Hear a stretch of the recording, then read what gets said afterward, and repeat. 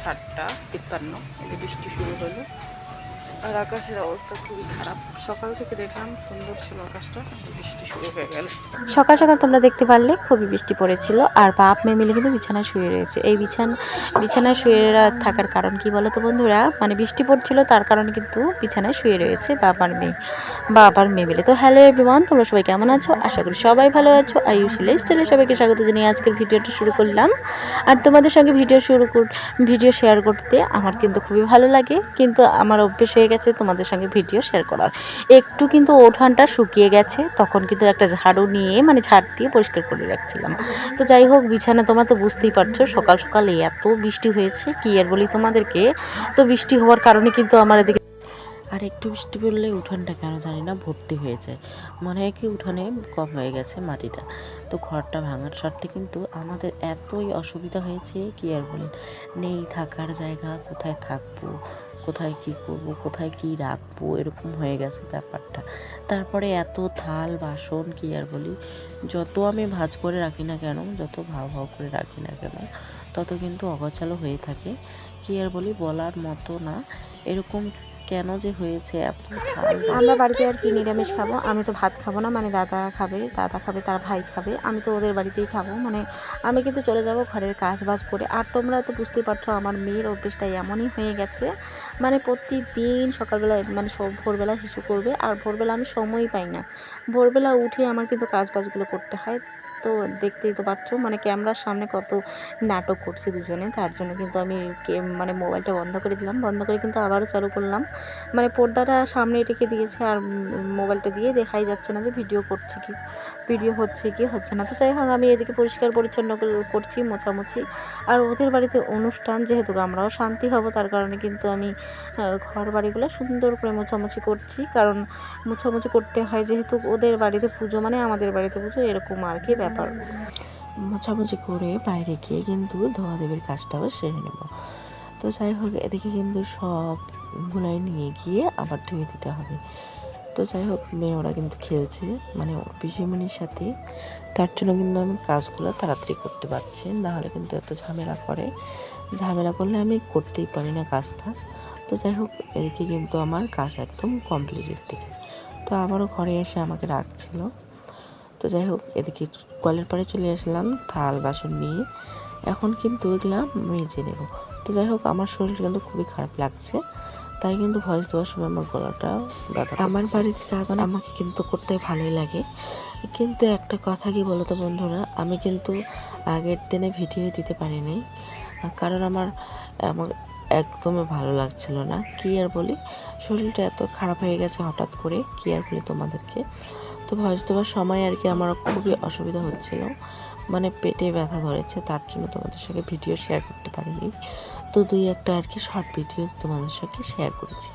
তো যাই হোক, এদিকে কিন্তু গামলাটা মেজে নেই, মানে ভাতের মাড়ের গামলাটা, মাকতইয়ের গামলাটা মেজে নিলাম। এদিকে হাঁড়ি, দুধের হাঁড়ি, এরকম ব্যাপার আর কি। দুধের হাঁড়ি, মাকতইয়ের গামলা, তারপরে বালতিগুলো এসে মেজে নিলাম। মেজে এখন রেখে দেই, পরে তো আবার সন্ধ্যাবেলা রান্নাবান্না কিছুই করব না, মানে সন্ধ্যাবেলা তো ওইখানেই আর কি খাওয়া দাওয়া হবে। তো শাশুড়ি মা আর কি আমার বড়মশাইয়ের জন্য কয়েকটা রুটি করবে। রুটি আর মিষ্টি কুমড়ার তরকারি ছিল দিনের বেলা, যেহেতু আমি রান্না করেছিলাম। ওগুলোই কিন্তু মা ছেলে মিলে। কীর্তনের দলগুলো যে আছে ওগুলো কিন্তু কারোর হাতে খায় না, তার কারণে কিন্তু মানে যাদেরকে আর কি কীর্তনের জন্য নিমন্ত্রণ করা হয়েছে তাদের জন্য কিন্তু অল্প স্বল্প আয়োজন আর কি, খিচুড়ি, লাবড়া, তারপর হলো পাঁপড় ভাজা। আর ওদের জন্য আয়োজন করেছে কিন্তু চিড়া, তারপর মিষ্টি দই, মিষ্টি এরকম করেছে আর কি। তো ওরা আর কি ওরাই খেয়েছে, মানে আমাদের হাতে আর কি খাবে না ওরা। তো যাই হোক, এটা পরেই বলি। তো তোমরা তো দেখতেই পারবে, একটু তোমাদের সঙ্গে শেয়ার করে নেব। তো যাই হোক, আমি এখন কিন্তু থালগুলো ধোয়াধুয়ি করছি, ধোয়াধুয়ি করে ঘরে নিয়ে যাব। আর একটা কথা বলি, মানে শরীরটা খুবই খারাপ লাগছিল। শরীরটা খারাপ লাগলে তো হবে না, যেতে তো হবে, তাই না? তো সকালবেলা দেখো আমি কিন্তু পেঁয়াজ রসুন এগুলো দিয়ে রান্নাবান্না করছি। আর পেঁয়াজ রসুন ছাড়া কিন্তু আমাদের একদমই ভালো লাগে না সবজি। তো যাই হোক, আমি কিন্তু পেঁয়াজ রসুন দিয়ে রান্না রান্না করেছি। আর শনিবার যেহেতু নিরামিষ খেতাম আমরা, এখন কিন্তু খাই না। কারণ কি বলো তো বন্ধুরা, শনিবার আমি যদি নিরামিষ খেতে চাই তাহলে কিন্তু দাদা ওরা নিরামিষ খেতে চায় না। আর বলে কি শুক্তার চাটনি করো বা পেঁয়াজ রসুন দিয়ে একটু ভালো করে তরকারি পাতিটা রান্না করো। মানে ধরে নাও এমনি তো কাজের চাপ, কাজ করি, আর কাজের শরীর যদি এরকম সবজিপাতি খাই তাহলে কিন্তু হবে না। তো যাই হোক, তার কারণে কিন্তু আমি ওরকমই করে দিই। আর নিরামিষ খেতেও চায় না, আমি কী করবো, আমার তো করার কিছুই নেই।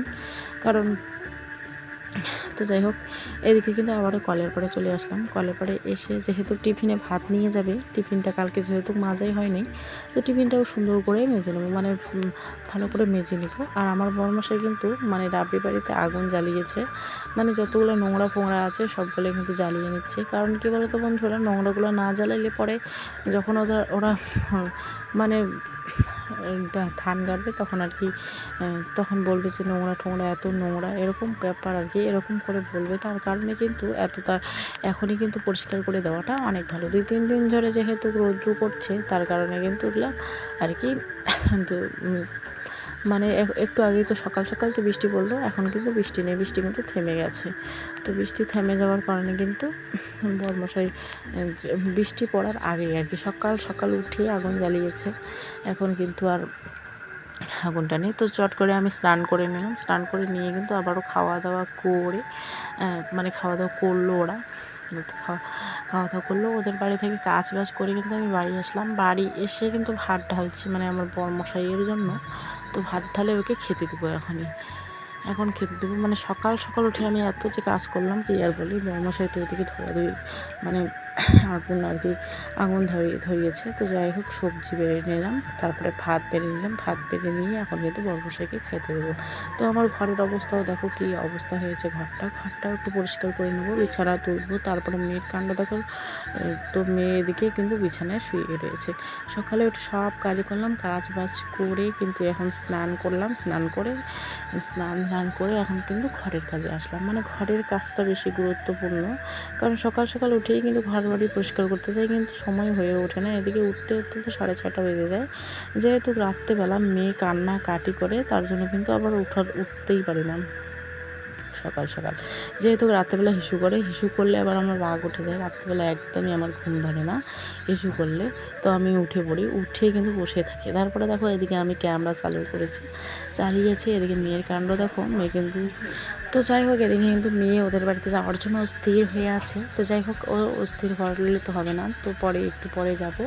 তো যাই হোক, এদিকে আমি ঘরের কাজবাজগুলো করে নেই। ঘরের কাজবাজগুলো বিছানা বাটি পরিষ্কার করে তারপরে কিন্তু যাব, এগুলো শাড়ি পরে যেতে হবে। তো যাই হোক, শাড়িটাতে কিন্তু শাড়ি ব্লাউজ আগে বের করে রেখেছি, এখন কিন্তু পরে ধরে চলে যাব। তো যাই হোক, এদিকে ঘরের কাজগুলো করছি। ঘরের জামা কাপড় একদমই কিন্তু অগোছালো হয়ে আছে, তো গুছিয়ে টুছিয়ে তারপরে কিন্তু যেতে হবে। এদিকে মেয়ে কিন্তু আমার পুতুল দিয়ে খেলাখেলি করছে। তো যাই হোক, ও পুতুল দিয়ে খেলছে আর ব্রাশ করছে। তো 2-3 বেলা খেয়ে এখন কিন্তু ব্রাশ করার কথা মনে পড়লো।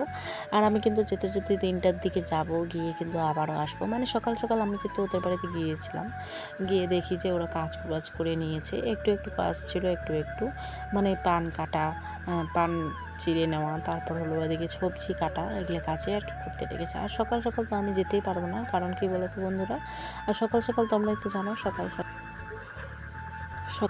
আমি কিন্তু কাজে ব্যস্ত থাকি, তার কারণে কিন্তু সকালবেলা আমার যাওয়া হয় না।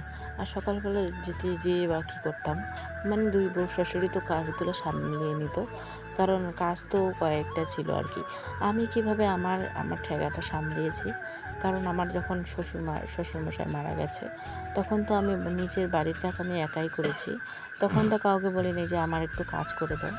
যেদিন আমার বড়সড় কাজ থাকে সেদিন কিন্তু আমি বলি কাজ করতে, আর যেদিন আমার বড় কাজ থাকে না সেদিন কিন্তু আমি বলি না। তো যাই হোক, ওগুলো কথা বাদই দেই। মানে কেউ আছে কি মানুষের দ্বারা কাজকর্ম করাতে ভালোবাসে, আর কেউ বলে কি আমার বাড়ির কাজ আমি একাই করি, বা বড়সড় কাজ হলে আর কি কাউকে ডাইকে নিয়ে করব। তো মানুষ নিয়েও করতে হয়, নিজেও তো সামলানো যায় না, নিজেও একাই তো করা যায় না, তাই না? তো যাই হোক, এদিকে মোটর দিয়ে কিন্তু জল পড়ছে, মানে জল পড়ে না, কল যেহেতু শুকিয়ে যায় তার কারণে কিন্তু জলই পড়ে না। একটু পরে কিন্তু কলটা একটু পাম্প দিয়ে তারপরে মোটরটা চালু করে দেবো। তো যাই হোক, এদিকে জামা কাপড় কিন্তু সুন্দর করে ধোয়াধুয়ি করছি। হ্যাঁ দোকানে গিয়ে সকাল সকাল মামি মিলে দোকানে গিয়ে সাবান নিয়ে আসলাম, না হয় কিন্তু নোংরা উঠতেই চায় না। আর তোমরা তো জানোই সাদা নাইটিতে একটু নোংরা হবেই, মানে লাল লাল আর একটু সাদা রয়েছে, ওই সাদাতে একটু দাগ লেগেছে, কালি টালি লেগেছে, তো ওগুলোই আর কি সুন্দর করে নিয়ে ঘষে ঘষে ধুয়ে দিলাম। তারপরে এদিকে আবারও 3-4টা নাইটির মতো ভেজা রয়েছে। বৃষ্টি পড়লে এরকম হয়েই থাকে, মানে বৃষ্টি পড়লে নাইটি নাইটি বলো আর শাড়ি বলো ওগুলো ভেজাই থাকবে।